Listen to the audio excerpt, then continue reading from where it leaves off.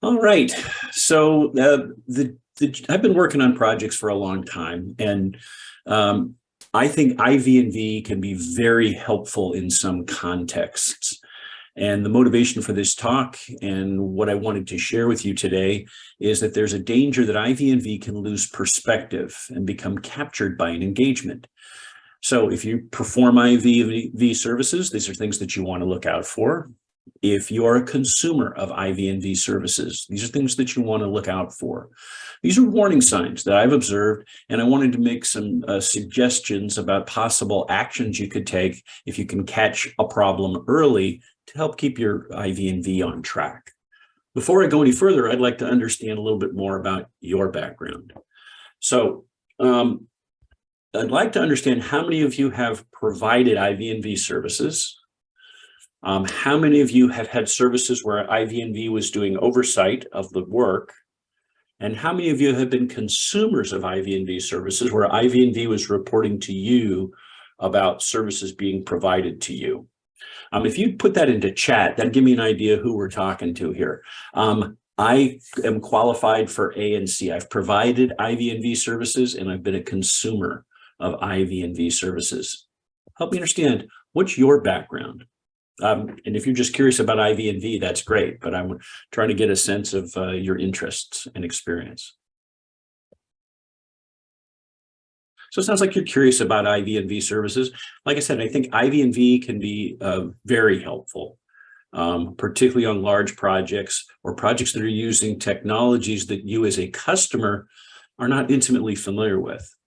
Okay, so in the official definition of this talk, we talked about 4 different chunks. We're going to talk briefly about the role of IV&V.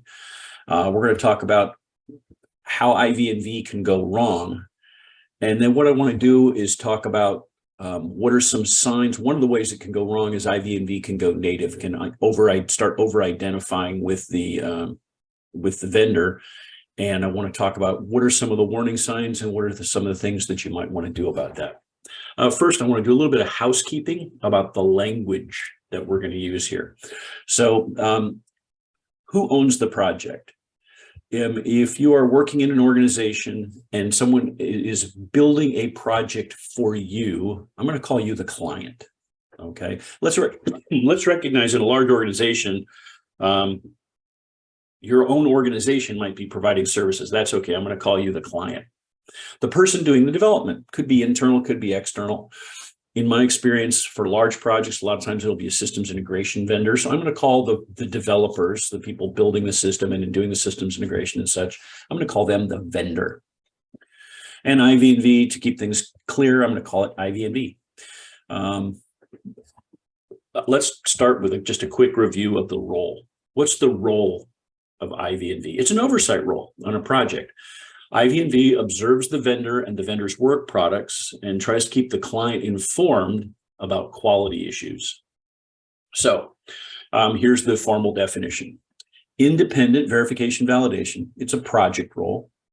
The people performing it should be technically proficient, and they should be technically and managerially independent from the organization responsible for building the system, from the vendor, okay?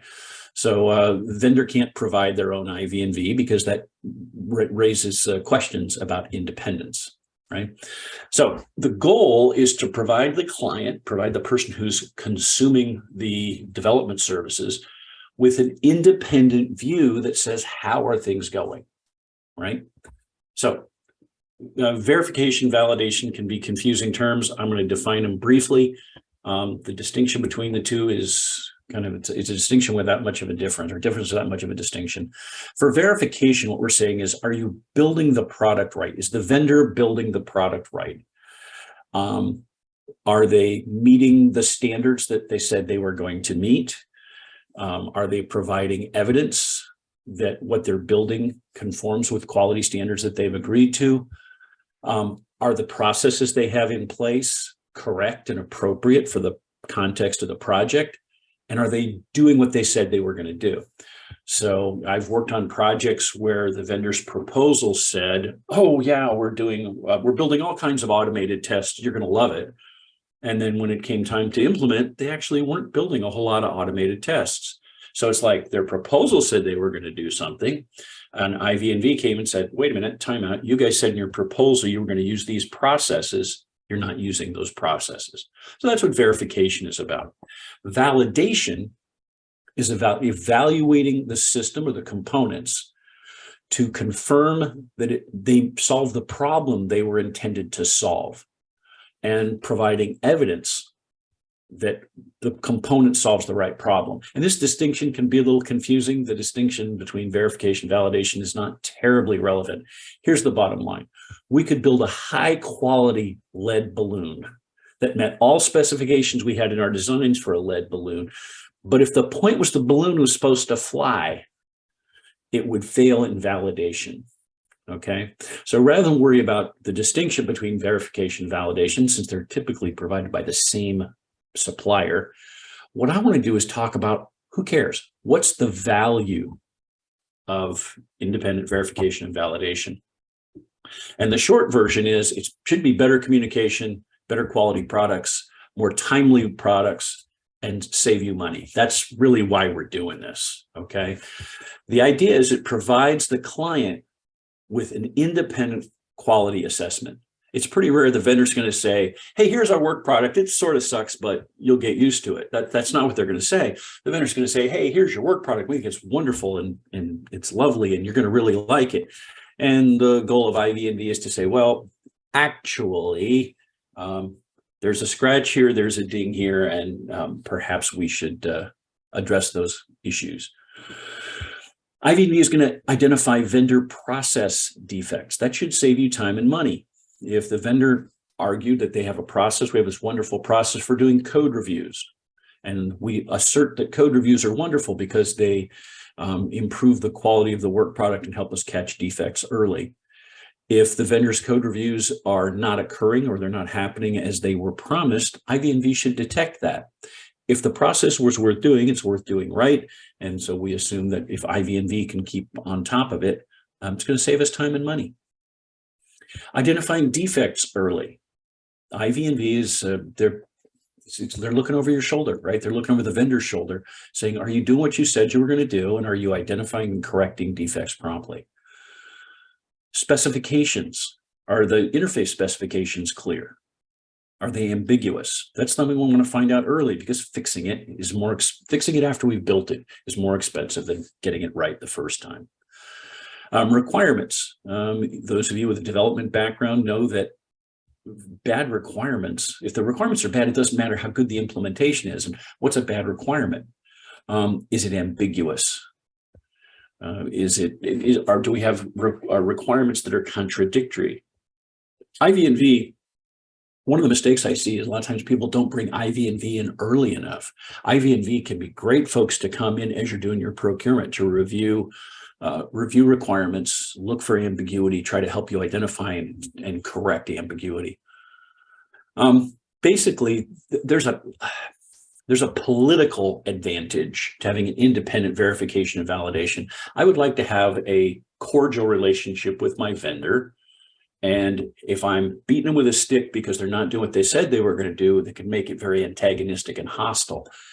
If I've got independent verification validation that is identifying defects and providing the evidence of those defects, now I can go to the vendor in kind of a neutral tone and say, hey, they've shown me this evidence. I'd like to correct these defects, and I don't have to be the bad guy. And that can help because it gives me a little more leverage, improves my relationship with the vendor. Overall, what we're looking for is better communication, better eyes and ears on the product, right? My grandmother could have been talking about IV&V when she told me, trust everyone, but cut the cards when you play for money. And that's what when we're building systems, we're talking about usually about spending significant sums of money. So this all sounds great. You guys, based on your earlier reporting, don't have a whole lot of IV&V experience. I'm going to try to turn this into something that you can relate to a little more. I want you to imagine that you've decided to cash out and build your house. You're going to build $1 million house. It's the place you plan to die. Okay. So let's assume that you are not a construction expert. okay? You're not a construction expert. You're going to work with an architect and develop blueprints. You're going to hire a contractor, workmen show up and build your house. But if you're not a construction expert, how are you going to assess whether or not they're giving you the quality materials that they're supposed to? You asked for Italian marble. Are you getting Italian marble? How are you going to assess the quality of the workmanship? If you're not a construction expert, that's difficult. I mean, some things you can tell with your eye. Some things like how the wiring's done and how the plumbing's done could require expertise that you don't have. How are you going to assess compliance with the blueprint? When I was young and naive, I used to think that architects did blueprints and builders built exactly that. It turns out that you can have issues with blueprints. You can have blueprints that are not buildable as designed or have to require modifications on the job. You can get well into building and discover that you are not compliant with local building codes. How are you going to detect errors in the blueprint, right? Well, how might a version of IV&V help?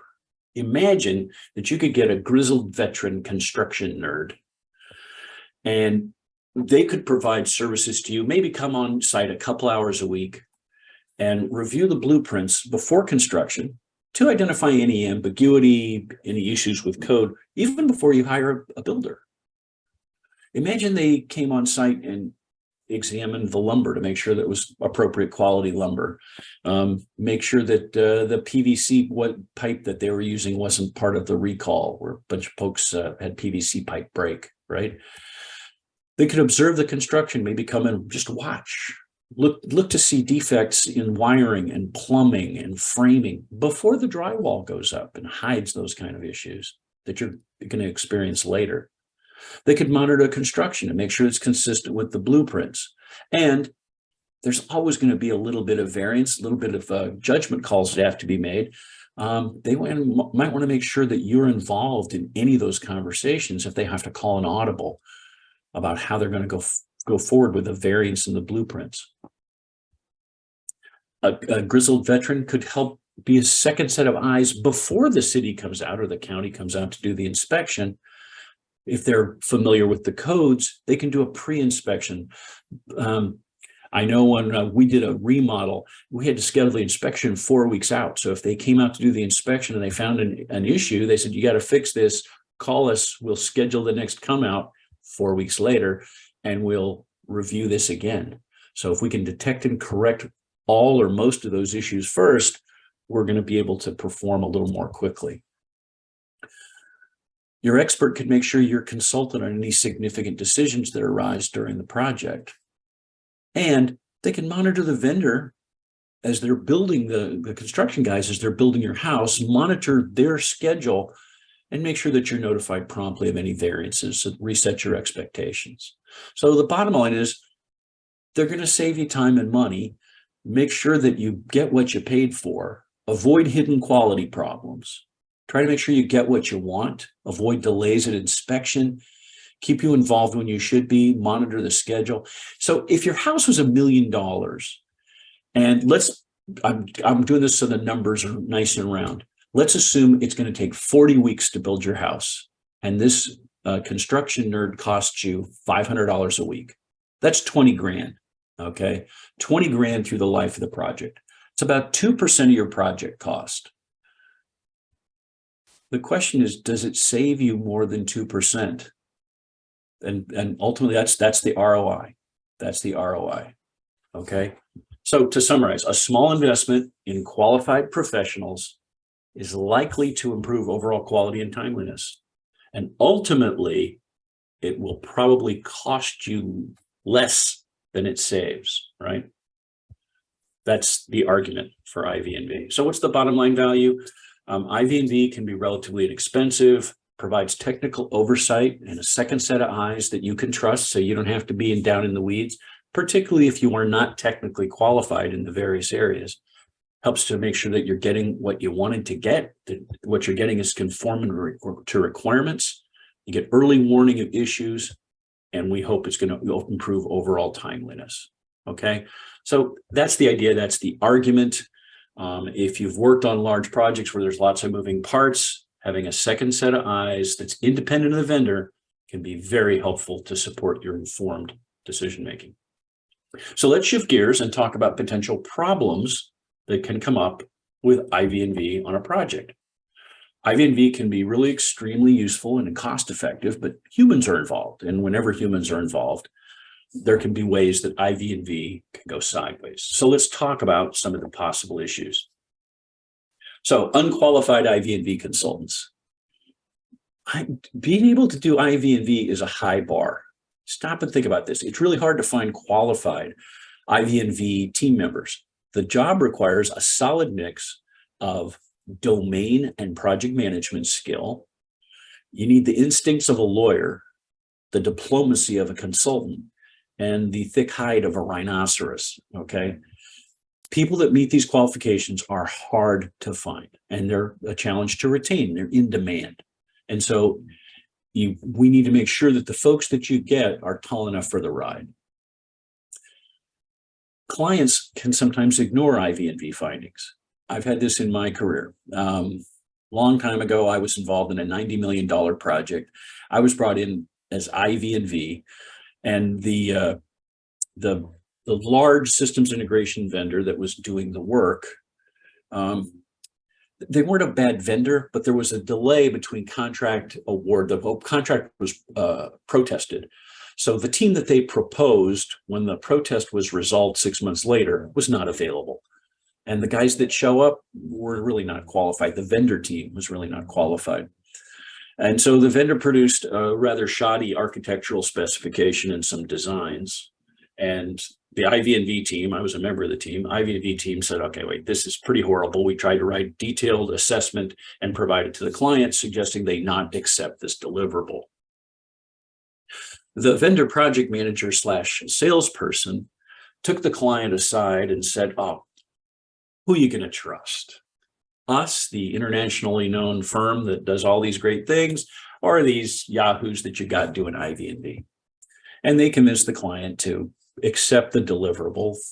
3 years later, the project was launched and crashed, and the client ended up spending over $1 billion in penalties because there was a legislative mandate to have the system in place. Okay, this is not an I'm clever story.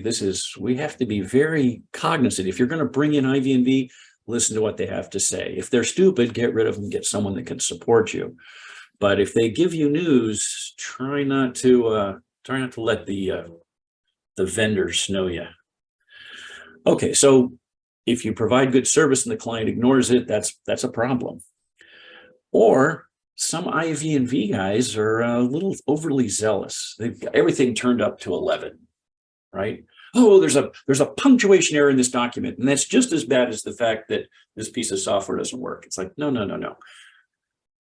We want to make sure that IV&V has a sense of proportion.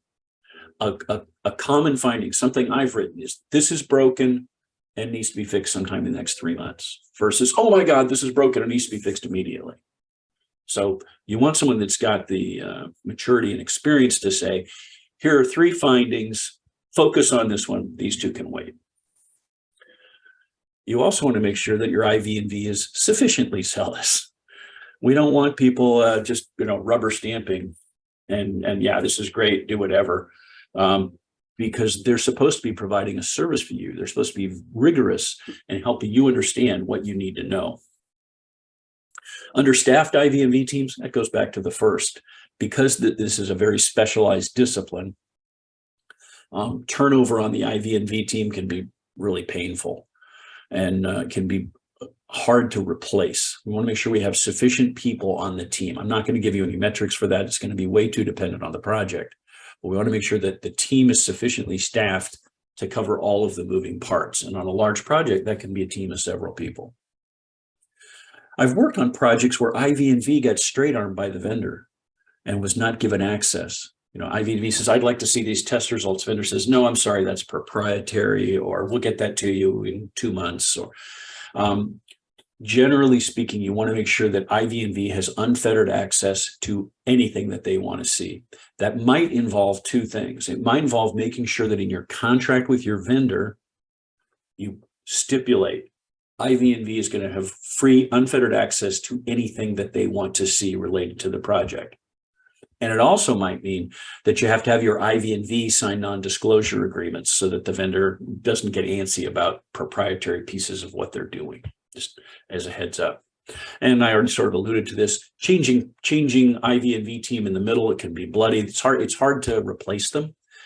And there's a whole bunch of knowledge that leaves the context. So think about it, if you're 3 years into a 6-year project, there's a bunch of history and stuff your IV&V team has. If they leave in the middle, the next set of folks have to get ramped up and they don't know about the history. So this can be a problem if we're changing teams in the middle because of personnel turnover.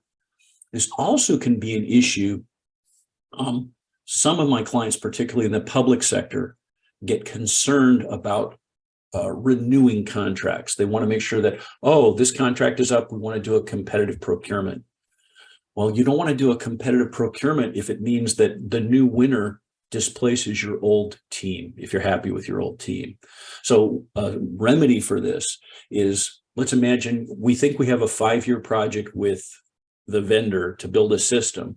When we procure IV&V, what we want to do is procure a 5-year contract with IV&V with maybe 2 or 3 rights to renew 2 or 3 years, so that we can extend, the rights to extend. So write your IV&V contract with a risk buffer in it, so that if the contract gets extended, you have a legitimate legal way to keep your IV&V on board. The last thing I want to talk about, and actually the gist of this talk, is IV&V going native. Going native is a special case that I want to address. And first I want to define my terms. My wife was reviewing the talk, and she says, well, people could get the wrong idea here. The term going native comes from social science, anthropologists. If an anthropologist is going to go into amongst a community, a homeless community, drug dealers, some remote tribe in the Amazon, what we tell an anthropologist is, we want you to blend in, be unobtrusive, and try to remain objective. And going native is a phrase that's used in social science when your observer crosses the line and starts to overly identify and loses the independent perspective on the folks that they're observing. And this can be a real problem with IV&V.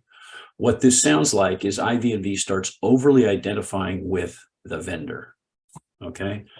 And so what I want to talk about, what we're going to spend the next half hour talking about, is warning signs that your IV&V might be going native, and some ideas about what you can do. What are some of the symptoms, and what are some of the actions that you might be able to take? Now, when I designed this talk, when I wrote the description of this talk, I said, okay, here's the 4 things we're going to talk about: the role of IV&V, problems, remedies, and symptoms. When I built the talk, I realized separating remedies and symptoms was kind of artificial. So what we're going to do is I'm going to cheat, and I'm going to talk about these 2 things at the same time. I'm going to talk about a symptom, what might you see that says there's a problem, and potential remedies. And I want to talk about these 7 warning signs that your IV&V might be going native, give you some examples, and try to give you some things that you might do if you can catch this early to keep things on the rails. Now, as I was doing this, I'm writing this all up, and I was happy, and it was a great chance to share some of my experiences. And I realized, you know what, I've done IV&V for a living, and I try to deliver prompt, competent, and ethical services. But if you were looking over my shoulder, you might see some of these symptoms from me. And that doesn't necessarily mean I'm providing bad service. What you have to realize is that these symptoms are not a guarantee. It's like if you have a fever, it doesn't mean you have COVID, right?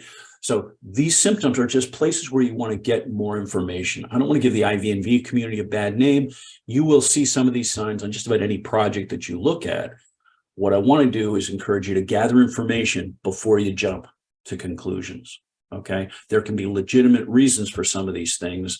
One symptom isn't a diagnosis. So let's go through each of the 7. Over-identification with the vendor. On a long duration project, particularly if the vendor has a pretty solid team and IV&V is a little nerdy, they can start over-identifying and see themselves as a part of the project. And we really want to keep this arm's distance separation. Some of the symptoms you'll see if this is occurring is the IV&V starts referring to the vendor project team or the project as we. We appear to be on track to deliver the system here, right? It sounds silly, but we is an indication that you're losing that perspective, that independence, okay? Rather than, I think we're on track, what I like to say is, I believe the vendor is on track. Current evidence says the vendor is on track to deliver the system on schedule. We is actually a huge warning sign. What are remedies? If you hear your IV&V vendor talking about we when they're referring to the project, remind them that they are not the project. They are not the project. They're the referee, right? We wouldn't want the referee at the Bills Raiders game talking about we referring to one of the teams. That's not helpful. We also want to make sure that any comments that they make are backed up with evidence, not intuition. I don't expect IV&V to cheerlead or denigrate the vendor. I want them to just take a deep breath, provide me with objective information and evidence to support it.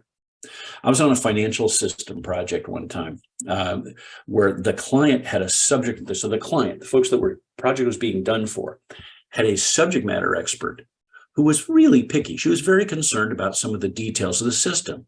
She was a little OCD, but she was absolutely trying to represent the client's best interest. The vendor was getting a little annoyed. They thought that her questions and her attention to detail were slowing the project. From my perspective, it was arguable. Some of the stuff which she was talking about was really nitpicky, and some of it was really important in discovering interesting information. But the vendor the vendor's behind the scenes conversation was about she's really delaying the project. IV&V kind of adopted the vendor's view and began disparaging the client's questions as slowing us down. And that reinforced the vendor's view of the situation. IV&V should not take a position formally or informally. They're a referee, okay? They can comment on a timeline. They can note that requirement sessions are taking longer than planned, but they shouldn't choose sides, okay? So over-identification with the vendors, actually, it's number one for a purpose. This is one of the more common and one of the easier ones to recognize. Next, we're going to talk about allowing significant findings to be ignored. Allowing significant findings to be ignored. What's the symptoms? IV&V writes a report that has significant findings. The vendor is not addressing them they're not addressing them promptly. They're not addressing them commensurate with the severity of the issue. And what happens, typically IV&V report comes out monthly. Monthly, go, yep, the building's still on fire. Oh, yep, it's been 2 months now and the building is on fire. And we start seeing unaddressed issues start to accumulate. Now, some of this could be on the vendor. Some of this could be on the client. As a client, I want to ask the vendor, okay, help me understand, what is your time frame for addressing this issue? And from the vendor's perspective, the vendor might need to push back on, I don't think these issues are correct or whatever, right? But here's what I want the IV&V to start launching flares if a priority issue is not being handled. I expect them to start waving a flag and really calling attention to any findings that are languishing, okay? Once a finding is made, the vendor should be able to give you a timeline and set your expectations for when is this going to be addressed. It might take multiple reporting periods, but I want to understand what's going on, and I expect IV&V to monitor progress, okay? Yeah, the refrigerator needs to be restocked, but the building's on fire. So restock the refrigerator later. Yeah, I understand you need to put out the fire now. I've seen IV&V really kind of run out of energy when the vendor ignores their findings, and this is horrible. IV&V should actively pursue and help the client understand, yes, this is broken and it's probably going to take 2 months to fix. We'll continue to monitor, but don't just say, yep, still broken. Yep, still broken. So let's talk about IV&V slowing down. Slowing down. To be clear, this isn't always a problem. It's just something to watch for. What are the symptoms? IV&V begins with this brisk pace of process reviews and document reviews, and then it seems like they're slowing down. They make assertions about quality or process compliance or conformance to standards, but they're not providing you with supporting evidence. It could be that they're getting lazy. Let's be clear, this isn't always a problem. If there's a backlog of open issues, for IV&V, it can be tempting to focus on open issues rather than continue to aggressively add things to the stack. It could be that the vendor is being responsive to IV&V. So imagine we bring IV&V in, and after 6 months, there's a spike in findings and the vendor starts to address them. And now it starts to get quiet. It could be IV&V is fallen asleep at the wheel, or it could be the vendor's gotten religion and they're starting to do things more promptly and there's not that much to find now. It could be that maybe someone on your IV&V team got the sniffles and was gone for a week. So I want to look for trends here, okay? It's reasonable for IV&V to use sampling once a baseline's been established, but I do want to make sure that they are still aggressively reviewing work products, reviewing processes. A lot of times in the status report, people will ask, hey, IV&V, tell me what you looked at this month. What meetings did you attend? What did you do? That kind of time reporting can help you understand where does IV&V assert their time is going. The bottom line here is if you think you see a slowdown, ask about it. Ask about why. Make sure that we're still getting evidence for findings. Have you ever seen an IV&V making excuses for a project? IV&V defending vendor shortcomings, or not aggressively pursuing open findings, or getting overly sympathetic to vendor challenges. Now, just as a point, I have done this. It's not necessarily a bad thing. It's something we want to watch for. I'll try to help a client understand. For example, if you're working with a client that doesn't know much about software systems, and the vendor is publishing a list of open defects or a census of open defects. Hey, here's the current status. We got 3 SEV1s open, 10 SEVs2s, and 35 SEV1s. I've had clients that don't know software go, oh my God, that's terrible. It's like, no. As IV&V, I'll try to make sure that the client understands the context.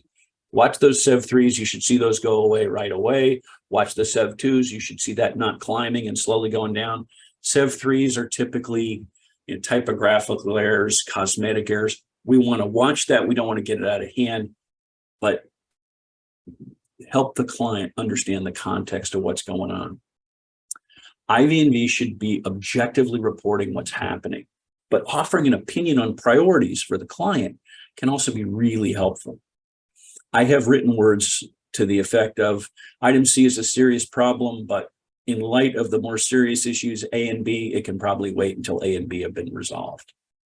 Okay, but you don't want IV&V making excuses for the project not doing what they said they were going to do when they said they were going to do it. It's a bad precedent, right?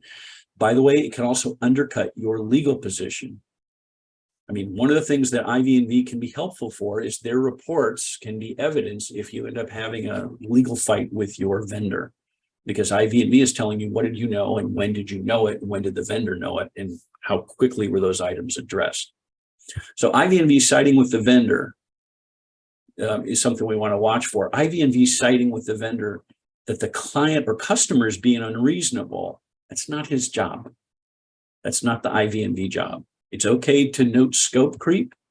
It's not okay to take sides on whether or not the proposed clarifications to scope are appropriate or outlandish. We want to make sure IV&V is staying in their lane.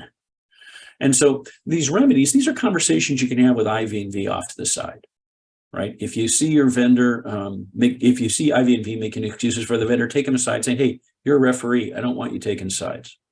I appreciate you giving me context, but I want you to stay neutral. If they can't stay neutral, you might want to replace them.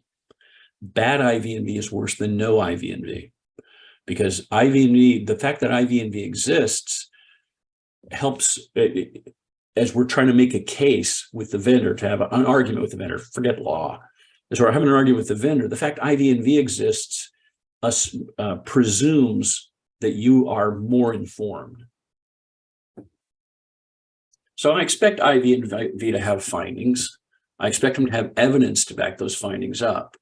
I also expect them to publicly defend themselves if the vendor tries to minimize the significance of those findings.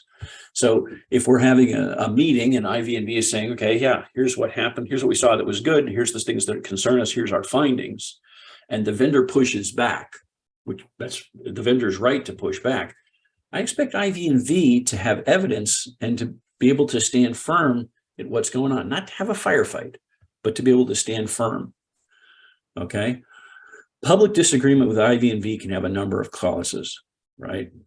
Some vendors find IV&V insulting. Don't you trust us? So it's common that there can be a little, particularly early on, there can be a little headbutting between the vendor and IV&V. I don't want it to be warfare. I would like them to work. Some vendors get defensive, particularly in front of the client, when IV&V is saying that they need to change their underwear. It can be embarrassing. But the disagreements should always be civil.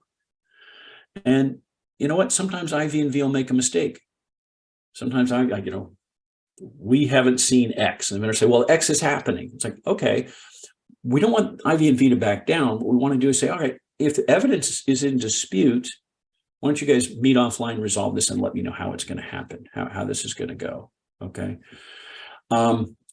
I was on a project where in the status meetings, the project was consistently faulting IV&V findings and IV&V demurs. And the trouble is that it gives the impression that the findings are incorrect. If the findings are correct, the evidence should speak for itself. And I want to make sure that we're not quibbling, right?